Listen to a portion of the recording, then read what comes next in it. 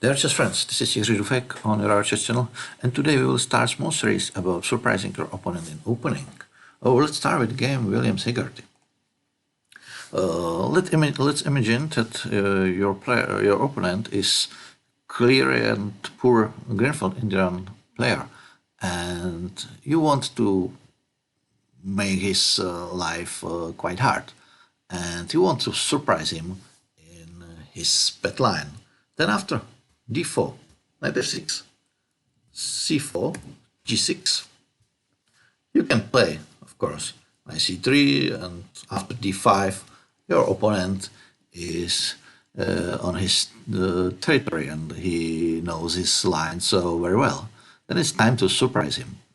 And for this time, I prepare move h4, which looks quite strange because you didn't develop any piece and you're starting attack on a king side. But in fact, this move has a lot of very deep positional ideas.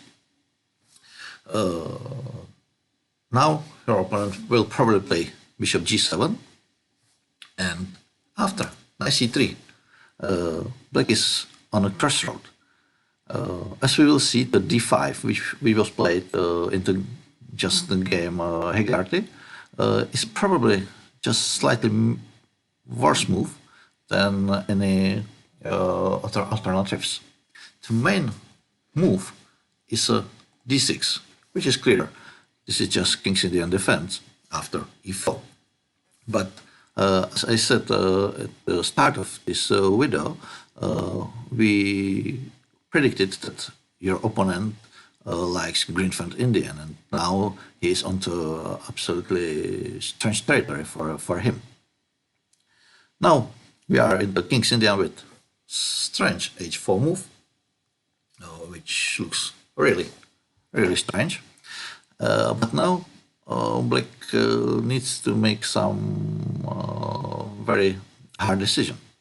And in a game Grischuk-Vachier-Legraf in Paris 2019, Vachier played knight c6, which I think is quite a weak move.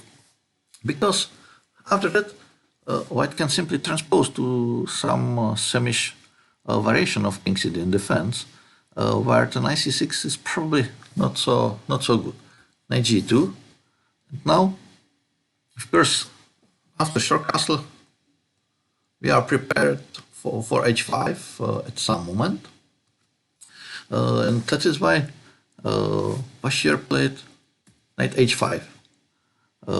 Simply block this pawn, and probably he wants to start some counterplay with e5 and with attack to d4 square.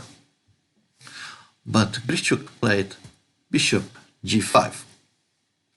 Simply stop this pawn on e7, and after short castle, queen d2.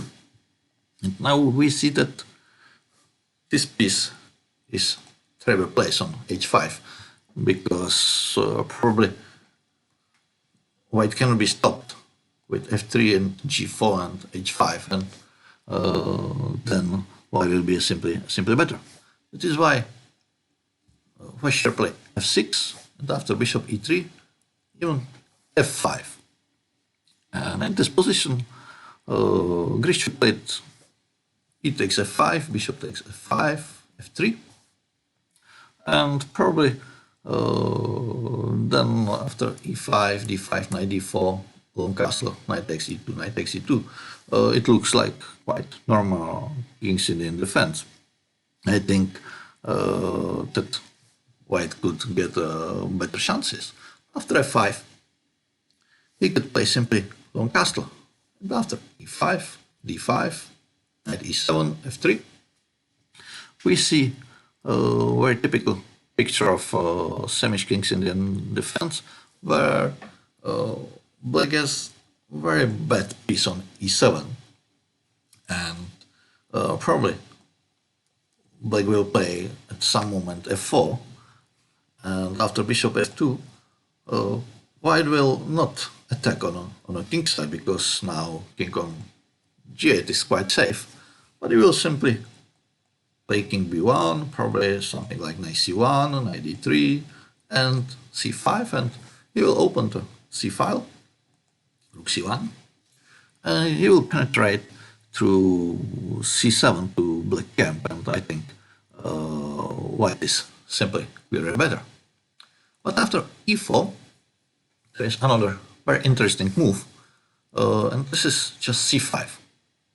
Of course, white cannot allow to c takes d4. That is why he played d5. And we now transpose to some kind of Benoni structure.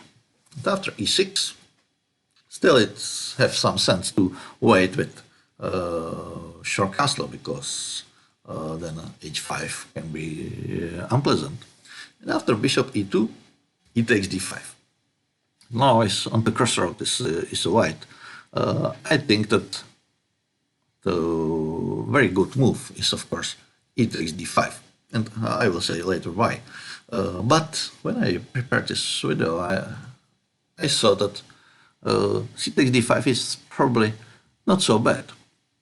Because after h5, bishop g5, short castle, knight f3, bishop g4, as we see, both players controls g5 or retrospectively g4 square.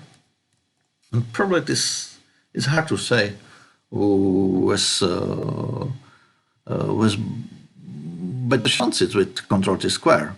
I think that maybe white can have some better prospects, because he controls g5. And after short castle, knight bd7, knight d2, typical maneuver, bishop takes e2, queen takes e2, a6, a4, rook e8, knight c4, knight b6, knight e3, knight c7, now f3, bolstering e4 pawn. And I think that white is slightly better because pawn is on h5, then f5 is not so possible because then g6 is very weak. On the other side, white has, of course, a nice prospect on queen side. He can play b3, rook fc1, maybe a5, b4, or b4.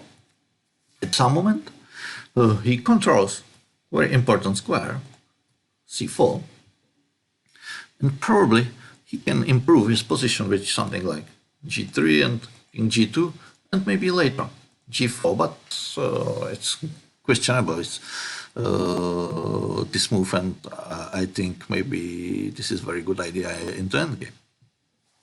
But he takes d5 is probably the main move in this position. And this pawn structure, d5, c4 against d6 and c5 with opened e file is clearly better for white, because now black doesn't have typical counterplay, because b5, preparing b5 is problematic, because after a6 there is every time is a4, and on e file black can only exchange some pieces. Of course, he can use some kind of maneuver with bishop f5 and knight e4 to exchange knights, which is preferable for black. But it is not simple. And I will show you the game Uruklas Havlui in Pistone 2005, when black played short castle, h5. This is not just a attacking move, but white simply wants to make some weak squares around black king, because black must make a decision what way will take on g6. Rook d8, king f1, and now black played a6. Of course, b5 is the main idea, but just when I prepared this video, I realized that black maybe has a very interesting pawn sacrifice, which is typical for this pawn structure, and this is just b5 immediately.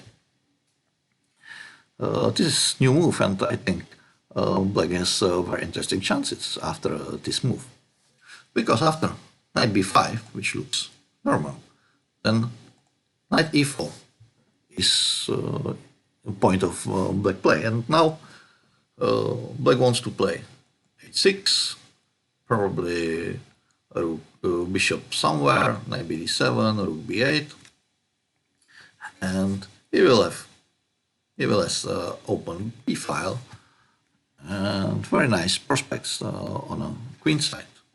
Look at this bishop, which controls this long diagonal. And after cb5, we transpose to some kind of strange Benko gambit. h6, hg, a4, probably ab, bishop b5, bishop a6. And I think black has a very interesting compensation for a pawn, which means that after king f1, black must play very aggressively and don't play just slow move like a6. Now, white play, of course, a4, b5 is stopped forever, knight bd7, and g4. Just, we need to see that this move like attacking move, but simply preparing king g2 and at the same moment contouring f5 square. And look at this bishop. There are no squares on the board for this bishop. Knight f8, f3, just bolstering this pawn. Otherwise, there was some interesting sacrifice. Rook takes e2 and bishop g4. Knight 6 to d7, knight h3.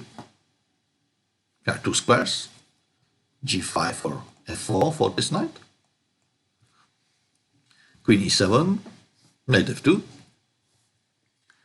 Another interesting square for knight is, of course, e4. And now this pawn can be very weak. Bishop d4, hg, f takes g6. Now we see another weak squares. Very important is, of course, e6 and black squares around black kings are very weak. Knight f4, bishop e5, covering d6 square, bishop g5, queen f7, king g2. And now black made a big blunder, but we see that white can simply play something like queen d2 and f4, maybe even f4 immediately, with rook f1 next.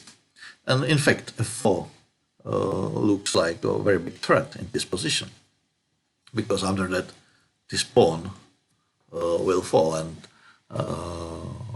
well, black can resign. But in fact, after knight f6, bishop takes f6, bishop takes knight takes d6 with fork onto rook and queen. In fact, finish game immediately, and after rook takes e2, queen takes e2, black resign, which means that after ed5, the black life is not so easy. But in our game, after knight c3, black played d5 because he is just a confronting Indian player. But in fact, in this position, this is inaccuracy, because h5 is coming, and it is very unpleasant. Not only because a6, but maybe at some moment hg, and this bishop is target for our pieces. And Hegarty played g takes h5, which is another probably second-rate move. Probably stronger is knight takes h5, which was played in game Vaši Graf Nepomniachtchi, Jerusalem 2019, or just a few days ago. So in this game, Vahir played CD, and after e6, which was Nepomniachtchi improvement, Vahir Graf played g4, which is a very strong move, and after knight f6, he takes e6, bishop e6. He simply sacrifices a pawn after e4. Bishop takes g4, f3, bishop e6. And we see that for a pawn, white got very strong center. And it's not so easy to attack this center with the black pieces, because knight c6 is not possible, because d5 fork, c5, after c5, d5 is there too, and it's questionable where should black hide his king, because on the king side there are two open files, and on the queen side it's not so easy to move the king there. And now Vahir played very strong bishop g5, h6, another important weakness, because now black can hardly make a short castle. And after bishop e3, c6, knight g2,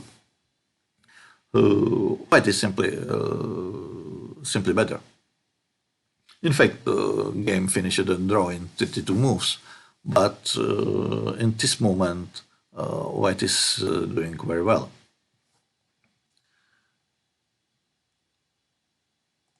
As I said, e6 was improvement by Nepomniachtchi, but Williams played in 2008 a game against Hagen Dobler in Samnau, and his opponent played c6, which is another gambit idea. But Williams simply ignored this pawn, played e4. And after cd, he played e5. And now we see the big problem with this knight, because of course g4 is very unpleasant threat, and black played bishop f8 to make this square for a knight, g4, knight g7, bishop g2, and now we see that this pawn is now in a big danger. Black played bishop e6, but after simple queen b3, which is double attack on d5 and b7, black returned back to pawn, queen d7, bishop takes d5, everything's exchanged on d5, and after knight c6, queens were swap off, and knight f3, e6, bishop h6, and we has just material equality on the board, but white is simply clearly better, because f7 is very weak. There are some moves like knight g5. This knight is terrible. There is no way how to improve this knight, because f5 square is forbidden for it, and knight e8, knight c7 is probably very problematic maneuver, and Simon Williams won a very nice game. Let's go back to our main game, when the Hegarty took on h5, she takes h5, which is probably a mistake, because now c takes d5, knight takes d5, which looks like quite normal green Indian defense, but with small detail, which is just this pawn on h5, and this is why rook takes h5 is now possible, and we see the activity of white pieces. This rook is very unpleasant. Hegarty played knight b6. I found some game which was played in Brno in 2013 between Sladek and Pelikan played knight f6. but he was crushed in on just few moves. After rook g5, bishop h6, rook g3, bishop takes c1, rook takes c1. Now we see that all white rooks are developed, and e4, maybe f4, is on the agenda for white. Bishop f5 to stop playing e4, knight f3, h6, which is questionable move, knight e5, knight bd7, and queen b3. Just typical double attack, f7 and b7. Knight takes, d takes, knight g4, and now white played e4, but probably even more precise was giving check on a4, and after c6, simply take on g4 with a winning advantage.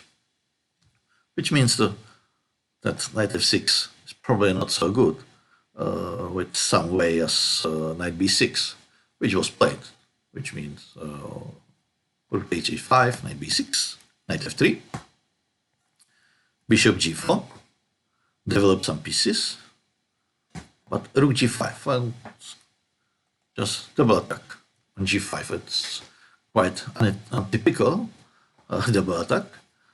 Bishop takes f3, but now white took a good bishop. He took on g7. And it's not so typical to have rook on g7 in just 10 moves. Game continue, bishop h5, rook g5, bishop g6, e4. And with two bishops and very good rook, white has a very big advantage, maybe even winning advantage at the moment. f6 was played to just control some squares. Rook g3, knight c6, attacking this pawn, d5, knight e5, what else? f4, knight ed7, and now a4, very strong move. Simply with simple threat to play a5. He played a6, but probably better was a5, but even after that, both moves like bishop b5 or bishop e3, white has a very big advantage. But after a6, game was finished very quickly. e5, c8, bishop e2, with unpleasant threat, bishop h5. And this bishop will be a very big weakness in black camp. Knight e6, bishop h5. Of course, taking on h5 is probably impossible, because then queen will join to attack on a black king. Knight f8, e5. Pawns are running into center, which is typical for white play in Greenfield Indian defense. Knight f5, rook h3, with two threats, taking on g6 and queen g4, which is hard to parry. Queen d7, covering knight on f5, not e6, queen d6, taking on g6, knight take g6, and queen h5, and which is nice. Not only this knight is attacked, but two, there is terrible threat. Queen takes d6, and rook takes h8 with a checkmate. And that is why black resign. I think that you enjoyed this idea. After g6,